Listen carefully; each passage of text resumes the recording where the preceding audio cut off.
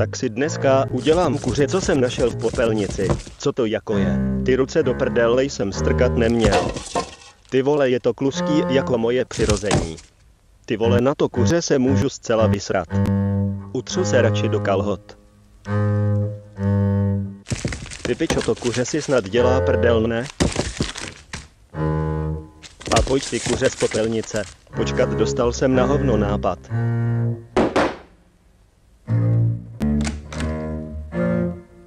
Co tady bušíš jak komár do Iron Goléma? Potřebuju pomoc s kuřetem. Zmrde. No jo, vždyť ty máš hrmý pracky jak želva. Kurva jedna.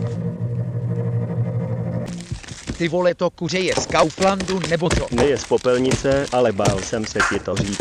A dost kam ten zmrd zase zmizel. Hele čumio El Primo. A do píči rozjebalo se okno za 10 000. Tak druhej pokus a jestli to nevyjde, tak fakt končím. Tak se předveď. Tak ukaž. Tak zaber, taháš to jak svoje vlastní přirození. No a je to zase v prdeli. Nakonec Pat musel platit 20 000 korun za nové okna.